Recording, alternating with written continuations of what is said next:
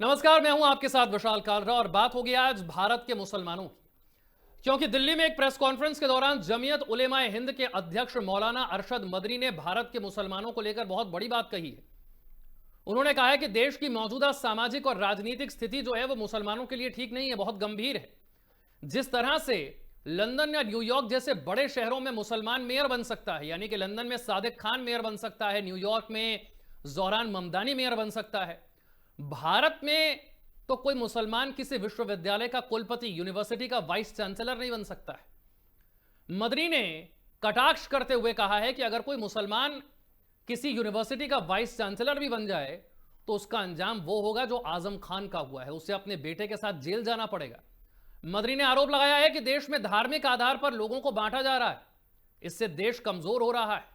उनके अनुसार कुछ ताकतें मुसलमानों और इस्लाम दोनों को खत्म करने की नीयत से काम कर रही हैं, लेकिन इतिहास गवाह है कि इस्लाम को मिटाने की हर कोशिश करने वाला खुद मिट जाता है। उन्होंने कहा, वर्तमान माहौल भारत के सामाजिक ताने बाने और संवैधानिक भावना के लिए चुनौती हो गया है। देशवासियों से एकता, न्याय और सामूहिक जिम्मेदारी की अपील करते हुए कहते हैं कि भारत को मजबूत रखना है तो समाज में समानता और सम्मान की संस्कृति को बचाना होगा। इसी पर बात करने के लिए हमारे साथ शमून कासमी साहब, उत्तराखंड मदरसा शिक्षा बोर्ड के चेयरमैन, जुड़ रहे हैं। लेकिन उससे पहले आपको सुनवाते हैं कि अरशद मदनी ने क्या कहा कि मुसलमान अपाहज हो गया, खत्म हो गया, बांझ हो गया। मैं नहीं समझता हूं ये बात। क्या बात है कि आज दुनिया का मुसलमान एक आदमी न्यूयॉर्क का मेयर बन सकता है, ममदानी लंदन के अंदर मेयर बन सकता है, एक खान हिंदुस्तान के अंदर किसी मुस्लिम यूनिवर्सिटी का कोई आदमी वाइस चांसलर नहीं बन सकता, और अगर बनेगा तो आजम खान की तरह जेल के अंदर जाएगा, इकबाल की तरह औलाद जेल में डाल दी जाएगी। आज देख लीजिए अल-फलाह का क्या हो रहा है।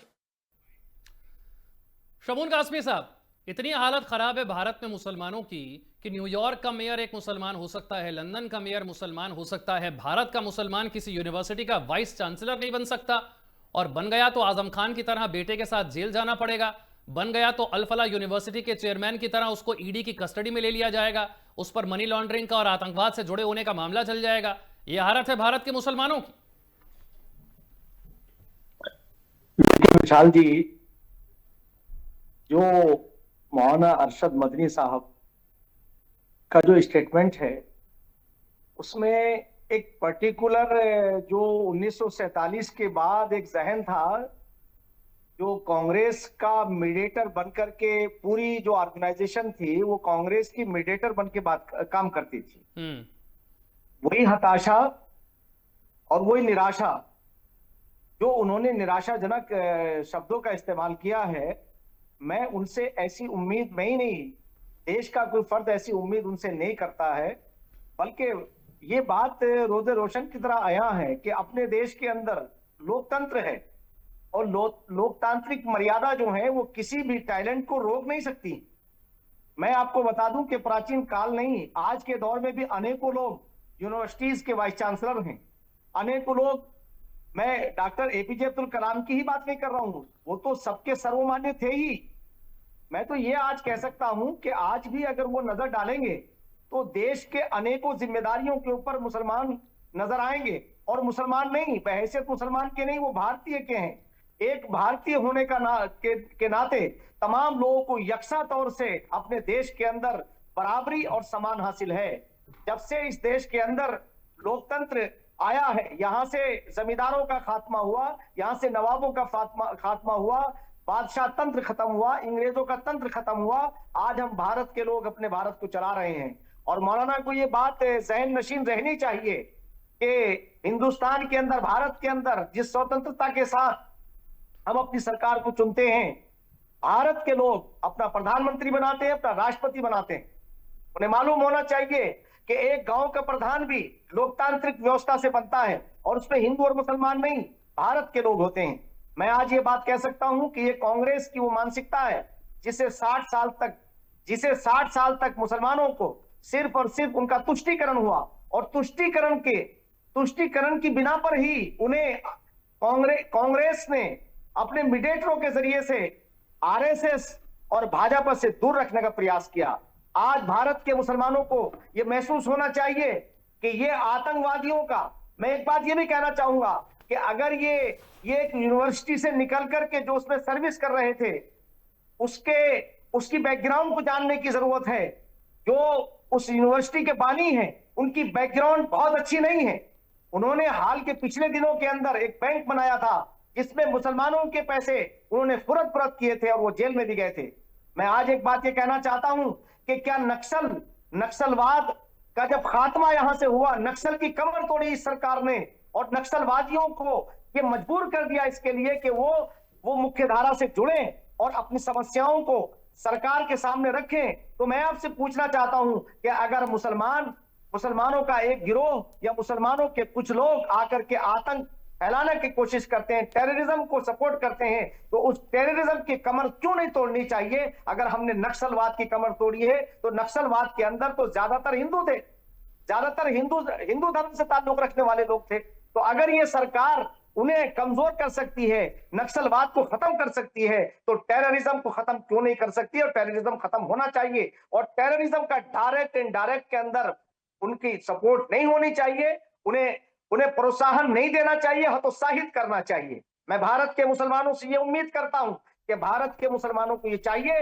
कि वो इस तरह के तमाम जो इस तरह के बयानबाजी है वो उन पर ध्यान न दें और वो ये देखें कि ये देश अंग्रेजों का गुलाम था। और मैं तो ये भी कहना चाहता हूं आगे बढ़कर के, मुगलों का इस देश से कोई नाता नहीं था। जहां रोटी बेटी का रिश्ता ना होता हो, उनसे कोई रिश्ता आपका नहीं हो सकता है। तो इसलिए मैं आज आपसे कहना चाहता हूं कि ना मुगलों से हमारा ताल्लुक है, ना हमारा तुर्कों से ताल्लुक है, ना हमारा पुर्तगालियों से ताल्लुक है, ना हमारा अंग्रेजों से ताल्लुक है। आज हम भारत के लोग अपने भारत को चला रहे हैं। तो इसलिए मैं मौलाना के उस बयान को ये कहना चाहूंगा कि मौलाना को चाहिए कि अपने बयान से रुजू करें और वो अपनी बात को रखें, उनकी बैकग्राउंड ऐसी नहीं है कि उन्हें इस तरह की बात करनी चाहिए। और मैं तो ये बात कहना चाहूंगा कि मौलाना से मैं उनसे बाअदब होकर के गुजारिश करना चाहता हूं कि मौलाना आपके निकले हुए अल्फाज ऐसे होने चाहिए कि जो देश के लोकतंत्र को मजबूत करें।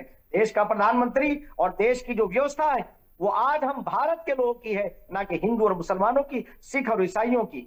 मैं विशाल जी इसीलिए कहना चाहता हूं कि मुसलमानों को मुख्य धारा से जोड़ने का जो प्रयत्न जो है वो देश की आज की सरकार, आज के प्रधानमंत्री श्री नरेंद्र मोदी जी कर रहे हैं। सबका साथ, सबका विकास, सबका विश्वास और सबका प्रयास वो अनुसरणीय है, अनुकरणीय है। इसी तरह से हमारे उत्तराखंड राज्य की सरकार, हमारे राज्य के माननीय मुख्यमंत्री श्री पुष्कर सिंह धामी जी, जिस तरह से उन्होंने मुसलमानों के साथ आप भी तो मुसलमान हैं सरकार में, काम किया है, आप भी तो तुष्टीकरण का खात्मा है। नहीं शगुन कासमी साहब, आप भी मुसलमान हैं, सरकार में इतने अहम पद पर बैठे हुए हैं, आपको किसी भेदभाव का सामना करना पड़ा क्या? वो भी बीजेपी की सरकार में, उत्तराखंड जैसे राज्य में आप एक अहम पद पर बैठे हुए हैं। क्या आपको कोई पद देने से पहले मन में कोई डाउट था क्या किसी के कि ये कौन से वाले मुसलमान हैं, ये बीजेपी के मुसलमान हैं कि कांग्रेस के मुसलमान हैं? आपको भी क्या इस तरह की बातों का सामना करना पड़ा क्या?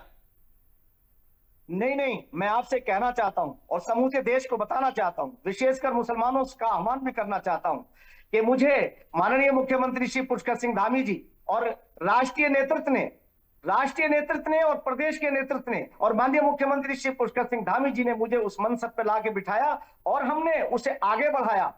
सिर्फ मदरसों से मुसलमानों को फायदा होता था, मदरसों को मान्यता मिलती थी और मान्यता के लिए यह था कि हमें इक्वलिटी हासिल नहीं थी। तो हमारे माननीय मुख्यमंत्री श्री पुष्कर सिंह धामी जी ने एक कदम आगे बढ़ करके तमाम माइनॉरिटीज को, अल्पसंख्यक समाज को फायदा पहुंचाने के लिए प्राधिकरण बनाया और उस प्राधिकरण के जरिए से आज वो प्राधिकरण आज पूरी तरह से लागू हो जाएगा और आने वाला जो 2026 तक मदरसा बोर्ड 2026 तक वैलिड है, उसके बाद 30 जुलाई यानी जुलाई के बाद से प्राधिकरण से मान्यता मिलेगी। तो अगर ये सरकार सबका साथ, सबका विकास, सबका कल्याण न चाहती तो सबको यकसा मौका ना देती। मैं दावे के साथ ये बात कह सकता हूं, मुझे एक सेकंड भी, एक क्षण भी कभी ये महसूस नहीं हुआ कि मैं उत्तराखंड देवभूमि के अंदर मैं उस मनसब पे नहीं हूं जिस पर अन्य मेरे साथी लोग बैठे हैं। मैं कभी भी इतने बड़े बड़े प्रोग्रामों में गया, मैं मठों के अंदर जाता हूं, मैं आश्रमों के अंदर जाता हूं, मैं नीलकंठ तक गया, नीलकंठ में गया हूं और प्रयागराज गया हूं, गैरसैंण गया हूं, पूरे समूचे अपने उत्तराखंड देवभूमि के अंदर मुझे हर जगह देवभूमि का चरित्र नजर आया। और पहाड़ों के लोग, हिमालयों में बसने वाले लोगों का स्वभाव सामने आया कि वो कितने अच्छे स्वभाव के लोग हैं। मैं एक बात ये कहना चाहता हूं आपके माध्यम से कि जो मुसलमानों को वर्गलाने का काम कर रहे हैं वो वर्गला नहीं पाएंगे। लेकिन वो तो ये कहते हैं कि देखिए बरगलाना कहाँ है, वो तो उदाहरण देते हैं, वो तो उदाहरण देते हैं आजम खान साहब का। वो कहते हैं देखिए मुसलमान होने की सजा तो मिल रही है, वरना इतनी बड़ी पॉलिटिकल पार्टी के इतने बड़े वो नेता, आज उन पर इतने सारे मुकदमे दर्ज हो गए कि वो जेल से बाहर नहीं निकल पाते, बाहर आते भी हैं तो 2 महीने बाद फिर जेल चले जाते हैं, उनके बेटे को भी जेल में डाल दिया जाता है। वो तो कह रहे हैं मुसलमान होने की सजा है, क्योंकि एक मुसलमान इतना बड़ा नेता बन गया था और आज की सरकार को बर्दाश्त नहीं हो रहा, तो आजम खान को क्योंकि वो मुसलमान है सजा मिल रही है इस बात की। विशाल जी, इतिहास गवाह है कि आजम खान साहब को प्रयागराज का कि वो किसी सारे संतों ने उनका सम्मान भी किया था, मगर बात क्या है, लम्हों ने खता की थी, सदियों में सजा पाई। आजम खान साहब, अपने तेरे आमाल ही काफी हैं तेरी हसरतें नाकाम करने को। मैं एक बात ये कहना चाहूंगा कि वस्ल के असबाब पैदा हो तेरी तकरीर से, एक कोई दिल न दुख जाए तेरी तहरीर से। आजम खान साहब का सम्मान सब लोग करते थे। आजम खान साहब की जो शैली है, उस शैली की बिना पर जो कार्य उनके सामने आए हैं, उन कार्यों की बिना पर न्याय संगत, न्यायपालिका, कार्यपालिका का कोई दखल नहीं है उसमें। वो न्यायपालिका उनका संज्ञान ले रही है। अब आप बताइए कि आप अनियमितता बरतेंगे, आप मिनिस्टर रहते हुए अपने रसूख का इस्तेमाल करेंगे, भैंस चोरी हो जाएगी तो पूरे पूरे पूरे प्रशासन को लगा देंगे, और आप कलेक्टर जैसी चीज जो मैं समझता हूं कि 40 लाख लोगों का नेतृत्व करता है, सबके कल्याण की बात करता है, आप उसके लिए अशब्दों का इस्तेमाल करेंगे, आप शासन को निशाना बनाएंगे, तो आप कानून की जद में आएंगे। तो जो कानून की जद में आएगा संवैधानिक तौर से उसे सजा तो मिलेगी। और रह गई ये बात, मैं आपसे ये भी कहना चाहता हूं कि जिस पार्टी के वो नेता हैं, उस पार्टी के नेता ने उनके लिए क्या किया है। जो 80% मुसलमानों का वोट लेते हैं, क्या उनसे कभी उन्होंने सवाल किया है? क्या उन्होंने कांग्रेस से कभी सवाल किया है कि कांग्रेस को 60 साल तक मुसलमान उनका बंधुआ मजदूर बना रहा और उसका तुष्टीकरण होता रहा? कभी उन्होंने इस बात के ऊपर ख्याल पर गौर किया? कभी नहीं किया। तो इसलिए इन तमाम समस्याओं की जड़ में तो कांग्रेस है। 1947 के बाद जो दंगे और फसाद हुए इस देश के अंदर, एक श्रृंखला थी दंगा होने की। यानी आप महाराष्ट्र से लेकर कन्याकुमारी से लेकर कश्मीर तक, और कोई हिस्सा देश का बचा हुआ नहीं है जहां सांप्रदायिक दंगे ना हुए हों। आज देश दंगा मुक्त है। आज मुसलमानों के बच्चे यूपीएससी की तरफ आ रहे हैं। 50 से ज्यादा बच्चे मुसलमानों के यूपीएससी क्लियर कर रहे हैं। तो मैं कहना चाहता हूं कि देश के लोगों से कि इन तमाम चीजों को मलहूज़ वो एक और बात भी करते हैं, वो कहते देखिए ना, दिल्ली में धमाका हुआ तो कोई मुसलमान पकड़ा गया, ठीक है, किसी मुसलमान ने अपनी गाड़ी को उड़ा लिया बम से, वो किसी यूनिवर्सिटी से जुड़ा था। वो कहते हैं किसी एक शख्स ने गलती की, 2 ने की, 4 ने की, तो उन 4 को सजा दीजिए ना आप, क्योंकि एक यूनिवर्सिटी को सजा दे रहे हैं क्योंकि उस यूनिवर्सिटी को अल्पसंख्यक दर्जा मिला है, माइनॉरिटी स्टेटस मिला हुआ है, तो उसके चेयरमैन को उठा के ले जाएंगे, ईडी पकड़ लेगी, मनी लॉन्ड्रिंग का केस हो जाएगा, आतंकवाद से जुड़े हुए लिंक आ जाएंगे। वो यही कह रहे हैं कि अगर किसी ने हिम्मत कर ली यूनिवर्सिटी में वाइस चांसलर बनने की मुसलमान ने, तो फिर पूरी यूनिवर्सिटी का ही खात्मा हो जाएगा, बुलडोजर चला देंगे। नहीं, ऐसा नहीं है। ये वो गलत व्याख्या कर रहे हैं, गलत व्याख्या कर रहे हैं। अल-फलाह यूनिवर्सिटी के अंदर जो डॉक्टर्स जिसके ऊपर लोग विश्वास करते हैं, उन्होंने उस विश्वास को तोड़ा है। कौन उनसे इलाज कराएगा? आप बताइए कि अगर एक अनपढ़ आदमी किसी बात के ऊपर उसे नाराजगी हो तो बात समझी जा सकती है। एक हाईली एजुकेटेड लोग, और वो भी डॉक्टर, अगर वो ऐसा कृत्य करते हैं, तो मैं आपसे कहना चाहता हूं कि 2016 में हम कश्मीर गए थे, जब बुरहान वानी का एनकाउंटर हुआ था, पूरा कश्मीर बंद था। हम उस वक्त होम मिनिस्ट्री की तरफ से एक सिविल सोसाइटी का एक प्रतिनिधि मंडल वहां गया था, उसमें मैं भी था। हमने जाने के बाद जो देखा कि वहां के यूथ को, विशेषकर कश्मीर के यूथ को मेन स्ट्रीम से काटने का काम इन तथाकथित पॉलिटिकल पार्टियों ने किया था। उसमें महबूबा मुफ्ती की पार्टी आती है, उसमें उमर अब्दुल्ला की पार्टी आती है, उसमें कांग्रेस, जो उस वक्त गुलाम नबी आजाद कांग्रेस में थे, इन तीनों परिवारों ने मिलकर के वहां के यूथ को, वहां के धार्मिक, तथाकथित धार्मिक लोगों से मिलकर के उन्हें मेन स्ट्रीम से काटा और उन्हें उनके दिमागों के अंदर ये डाला कि हमें तो आजादी चाहिए, और आजादी किसके लिए चाहिए, यानी पाकिस्तान में शामिल होने के लिए। तो हमने वहां यूथ से बात की, हमने उनसे कहा कि आज आप अपनी सरकार स्वयं बनाते हैं, और यही वजह है कि हमने लौट के आने के बाद उस वक्त के तत्कालीन गृह मंत्री श्री राजनाथ सिंह से आकर के हमने ये बात कही थी कि इन तीन परिवारों ने मुख्य धारा से वहां के यूथ को काटा है। आज धीरे धीरे जब से 370 खत्म हुई है, मुसलमान मेन स्ट्रीम की तरफ आ रहा है, मुख्य धारा की तरफ आ रहा है। वहां का नौजवान राजनीतिक तौर से अपने मसाइल को उठाना चाहता है, तो फिर नित नए अंदाज से। और मैं आपसे एक बहुत अहम सवाल आपसे पूछ रहा हूं। यहाँ बात सिर्फ डॉक्टर की नहीं है। हमने अक्सर इस बात पर चर्चा की है कि अगर शिक्षा मिल जाए और रोजगार मिल जाए तो फिर आप किसी का ब्रेन वॉश आसानी से नहीं कर सकते, फिर उसे कट्टरपंथ के रास्ते पर, आतंकवाद के रास्ते पर आसानी से नहीं धकेला जा सकता, क्योंकि वो व्यक्ति शिक्षित भी है, उसके पास रोजगार भी है, वो कमाता भी है। लेकिन दिल्ली धमाके ने इस धारणा को तोड़ दिया, मानो ये कोई भ्रम रहा हो, क्योंकि जो लोग पकड़े गए वो डॉक्टर थे, यानी शिक्षा उन्हें बड़ी अच्छी मिली थी, उनके पास रोजगार की कोई दिक्कत नहीं थी। एक अच्छा पढ़ा लिखा डॉक्टर खूब पैसा कमाता है भारत में, यानी कि ना पैसे की दिक्कत ना शिक्षा की दिक्कत, उसके बावजूद ये जो कट्टरपंथ वाली सोच है, इसका इलाज क्या है? ये ब्रेन वॉश अगर पढ़े लिखे डॉक्टर ही हो जाएंगे तो फिर देश को कौन बचाएगा? अब मैं आपके माध्यम से मैं उन सारे लोगों को ये आगाह करना चाहता हूं कि आपने अगर हजरत मोहम्मद साहब की जीवनी को पढ़ा होता या कुरान को पढ़ा होता, कुरान तो कहता है फमन कतल नफ्सन बिगैर हक्किन औ फसादिन फिल अर्ज़, अगर तुमने किसी एक इंसान को नाहक कत्ल किया तो ऐसा है जैसे सारी इंसानियत को आपने कत्ल कर दिया, खत्म कर दिया। एक इंसान को जिंदगी बख्शना ऐसा है जैसे सारी इंसानियत को जिंदा बख्श दिया। और वो सुसाइड बम्बर बन करके जिस तरह से अपने आप को उड़ाता है, और कितने बेगुनाहों को, क्या उसमें कोई हिंदू और मुसलमान की बात कर रहा है? क्या उसमें सिख और ईसाई होंगे? एक और बड़ी बात जो आपने कही, बहुत सारे इस्लामिक विद्वानों ने कहा कि खुद की जान ले लेना ये तो इस्लाम में हराम है, ये तो गलत बात है, ये तो पाप है। बिल्कुल। तो ये सबसे ज्यादा फिदायीन हमलावर है कहां? इनको कौन ब्रेन वॉश कर रहा है अपनी जान लेने के लिए, अपने ऊपर बम बांधकर फट जाने के लिए? अगर ये इस्लाम के खिलाफ है तो बताना पड़ेगा ना कि ये इस्लाम के खिलाफ है।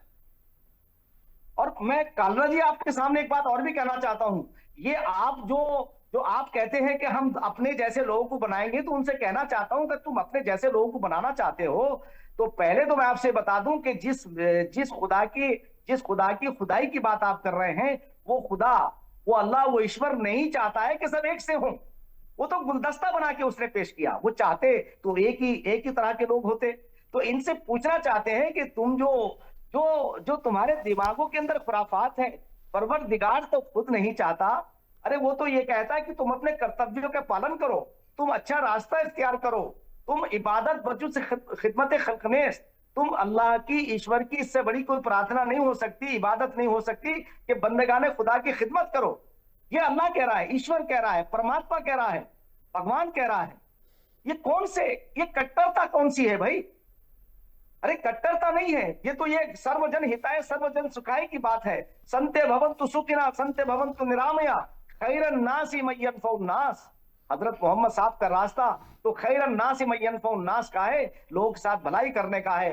मैं समझता हूं कि ये इनके पीछे कोई ऐसा ग्रुप है जो देश की एकता और अखंडता को खंडित करना चाहते हैं। अरे कांग्रेस खुलकर समर्थन कर रही है सर, आप कह रहे हैं इनके पीछे कौन? मैं कह रहा हूं कांग्रेस खुलकर समर्थन कर रही है। अरशद मदनी के स्टेटमेंट के बाद कांग्रेस के कई नेताओं ने कहा कि बिल्कुल सही फरमा रहे हैं अरशद मदनी साहब, ऐसे डरा हुआ है मुसलमान देश का। ये गलतफहमी पैदा कर रहे हैं। दरअसल ये जो विपक्ष है आज का, ये नाकाम हो गया। उन्होंने तुष्टीकरण के जरिए से अब तक 60 साल राज किया है, वो उन्हें गद्दी पसंद नहीं आ रही है। जैसे अभी बिहार के लोगों ने नकारा और वहां इनका सूपड़ा साफ कर दिया, तो इन्होंने क्या कहा था कि साहब वोट चोरी हो रहा है, इनसे कोई पूछे। अभी जो SIR चल रहा है, मैं मुसलमानों से आपके माध्यम से कहना चाहता हूं कि SIR आपके फेवर में है, देश के फेवर में है। एक आदमी के 36 वोट बने हुए हैं, अलग अलग एड्रेसों पे बने हुए हैं। अब एक वोट का अधिकार आपका है पूरे देश के अंदर, आप किसी भी जगह अपने वोट का अधिकार आप अपना वोट का मतदान कर सकते हैं, मगर वो एक ही जगह होगा। ये इसकी गलतफहमी पैदा करने की कोशिश कर रही, खास तौर से ममता बनर्जी, बंगाल की चीफ मिनिस्टर, वो ये कहना चाह रही है कि हम एसआईआर नहीं होने देंगे। भाई अगर एक आदमी का एक से ज्यादा वोट है या किसी का गलत वोट बना है, वो यहाँ का देश का नहीं है, तो उसका वोट क्यों होना चाहिए? वो क्यों नहीं घुसपैठिया बाहर जाना चाहिए? और किसी मुसलमान की नागरिकता जो यहाँ पैदा हुआ है, गृह मंत्री जी ये कह चुके हैं, प्रधानमंत्री जी ये कह चुके हैं, उनकी नागरिकता के ऊपर कोई फर्क नहीं पड़ेगा। वो यहाँ अब 2003 का जिनका नाम है, तो मैं इसलिए मुसलमानों को आपके माध्यम से कहना चाहता हूं विशाल जी, कि इनके हथकंडों में, इनकी जितने भी हथकंडे ये अपना रहे हैं मुसलमानों को बरगलाने के, कि इनसे बगैर सत्ता के रहा नहीं जा रहा है। और आज के प्रधानमंत्री, मैं समझता हूं कि एक साधारण घर के अंदर पैदा हुए, और हमारे प्रदेश के माननीय मुख्यमंत्री पुष्कर सिंह धामी जी, उन्होंने अनेकों अभियान चला करके जो कीमती जमीनें उनसे खाली कराई हैं, जो धर्मांतरण का धंधा कर रहे थे, उसके ऊपर चंदा कर रहे थे, उन्हें क्लियर किया है। जो तो वहां भेष बदल करके लोगों को गुमराह कर रहे थे, वो किसी भी धर्म के हों, सबको ला करके क्लियर किया। हमारे प्रदेश के माननीय मुख्यमंत्री पुष्कर सिंह धामी जी बधाई के पात्र हैं, साधुवाद के पात्र हैं, कि देवभूमि का जो आचरण है, जो देवभूमि का कल्चर है, उसे वो आगे बढ़ा रहे हैं। और डेमोग्राफी की बात भी मैं आपको बता दूं कि एक आदमी ने कई वोट बनवा रखे हैं। जो लड़कियां शादी हो गई, उनके भी वोट बने हुए, उनके दामादों के भी वोट बने हुए हैं। इस तरह से डेमोग्राफी जो है, वो हमारे डेमोग्राफी को चेंज करने का जो काम है, वो किसी वर्ग विशेष के खिलाफ नहीं है, किसी वर्ग विशेष के खिलाफ नहीं है। मैं दावे के साथ ये बात कहता हूं, मैंने कल भी मैं अनेकों बार, जो मेरे पास लोग आते हैं मुसलमान, तो मैं उनसे कहता हूं कि ये सरकार आपके हित में काम कर रही है, आपको बेईमानी नहीं करनी चाहिए। एक वोट का अधिकार आपका है, एक वोट आपका होना चाहिए। तमाम स्कीमों में उत्तराखंड के माननीय मुख्यमंत्री पुष्कर सिंह धामी जी ने सबको शामिल किया है, चाहे वो जनधन योजना हो, चाहे वो आयुष्मान कार्ड हो, और चाहे वो कच्चे मकानों का पक्का बनना हो। जितनी प्रधानमंत्री सेंटर की स्कीमें हैं, सबको सुचारू रूप से उत्तराखंड राज्य के अंदर माननीय मुख्यमंत्री बगैर किसी भेदभाव के लागू कर रहे हैं। और बस इतनी बात कहना चाहूंगा, मुसलमानों, इस तरह के लोगों के बहकावे में आपको नहीं आना चाहिए। आतंक का, टेररिज्म का, इंसानियत को बेगुनाह मारने का अगर कोई भी एक दावा करे कि वो धार्मिक है, वो धार्मिक नहीं हो सकता। और जो भी हजरत मोहम्मद साहब का नाम लेके काम करता है या इस्लाम का नाम लेके करता है, वो खुद जो है, वो खुद इस लायक है कि मैं तो समझता हूं कि फास्ट ट्रैक चला करके ऐसे लोगों को ऐसी इबरतनाक सजा देनी चाहिए कि किसी की हिम्मत ना हो कि बेगुनाहों को नुकसान पहुंचे। और बेगुनाह ये कह रहे हैं कि साहब, उसमें बहुत सारे ऐसे आ जाते हैं, अरे बेगुनाह तो तुमने मार दिए, बेगुनाह तो इन्होंने लोगों ने मार दिए। कि उस बताइए, बाज ऐसे लोग थे जिसका इकलौता बेटा था, बाज ऐसे थे जो अपने घर का अकेला चिराग था। ये 13 लोगों की, 15 लोगों की जो हत्या हुई है, इसका कौन जिम्मेदार होगा? इसलिए मैं आपके माध्यम से कहना चाहता हूं कि आपको वो रास्ता अपनाना चाहिए। और मैं तो एक बात आपके लास्ट में, एक अंत में एक बात और कहना चाहता हूं विशाल जी, कि जब दुनिया के मुसलमानों को इन्हें कंडम करना चाहिए, जब हजरत मोहम्मद साहब के नाम से, लश्कर तैयबा के नाम से, जैसे मोहम्मद के नाम से जो उन्होंने संगठन बनाए हैं, ये आतंकवादी संगठन, एक अमन के पैगंबर जिन्होंने मसावात के लिए काम किया, औरतों की भलाई के लिए काम किया, समाज के अंदर एकता के लिए काम किया, ऐसे अवतार के नाम पर रखना ये घोर निंदनीय नहीं, ये दंडनीय अपराध था। दुनिया के मुसलमानों को इसका संज्ञान लेना चाहिए था। भारत का मुसलमान बहुत सशक्त है, बहुत मजबूत है, और बिना किसी भेदभाव के वो आगे बढ़ रहा है। शमून कासमी साहब, थोड़ी सी समय की मर्यादा है, मुझे यहाँ पर रुकना होगा, समय इतने की इजाजत देता है। मैं बहुत बहुत शुक्रिया अदा करना चाहता हूं आपका कि आपने हमारे लिए समय निकाला इस बातचीत के लिए। बहुत शुक्रिया आपका।